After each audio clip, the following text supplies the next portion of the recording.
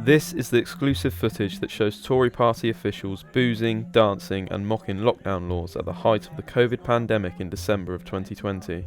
The video has prompted the Metropolitan Police to assess the footage, after it was previously stated in an investigation that there was insufficient evidence at the time. But how was it obtained, who are the people, and what is the significance of the first footage of the Partygate scandal that ultimately led to the resignation and downfall of Prime Minister Boris Johnson? Here are the facts. The event was a Christmas party which was organised by the campaign team of then London Mayor candidate Shaun Bailey, who was made a Lord in Boris Johnson's honours list. An invitation, which has been obtained by the BBC, was sent out to staff for the Jingle and Mingle event, which happened on December the 14th. Mr Bailey, who was pictured at the event, is believed to have left the party before the video was taken.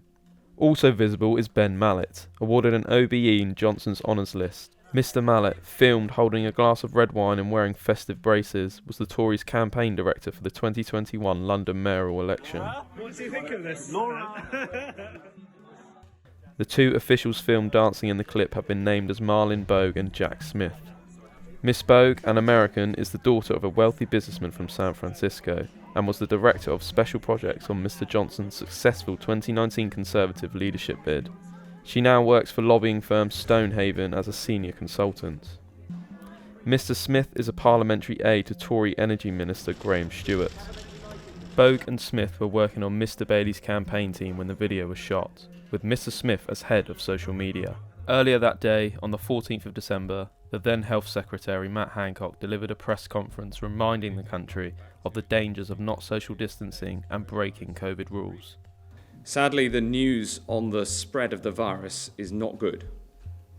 The latest number of cases is rising once more, and we've seen an increase of 14% in the last week. And sadly, on average, each day over the past week, 420 deaths have been reported. I mean, I just think the video is just an awful reminder of how shameful that whole chapter was and how people in Westminster weren't following the rules in the same way as people around the country. The Mirror's political editor John Stevens obtained the footage during a week when the Privileges Committee report concluded that former Prime Minister Boris Johnson deliberately misled Parliament about parties in Downing Street during the COVID pandemic. Is that all guidance was followed completely during number 10. I saw some in the video early last week. We obviously spent part of the week working on it, working out who exactly was in the video, identifying them, also spotting different things in the video. The first time you watch it, you don't quite spot everything. So it's only when one of my colleagues played it that they heard someone joking in the tape about bending the rules. I hadn't picked that up the first time. As long as we don't scream that we're like,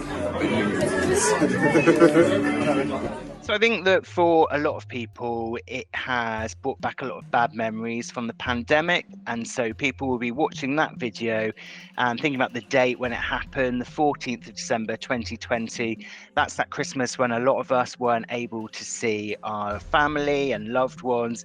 And a lot of people who lost loved ones in the pandemic have been sharing their stories of what they went through that Christmas and comparing it to that video. And I think that is particularly damaging to the Tory party.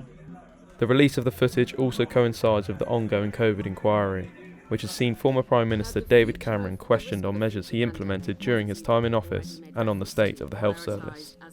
We've had flus, we had very bad years for flus, so it is a big danger. But why wasn't more time and more questions asked about what turned out to be the pandemic that we faced? And it's very hard to answer why that's the case, and I'm sure this public inquiry is going to spend a lot of time on that. I think that if you hadn't have had the Mirror doing the reports that it did on Partygate, then the public would have never found out exactly what had gone on in Downing Street and other places in Westminster during the pandemic. And obviously all those people around the country who made massive sacrifices, followed the rules right to the letter, were very disappointed that things weren't happening the same here as they were happening around the country. And I think that's why it was important that people were held accountable for how they behaved during the pandemic.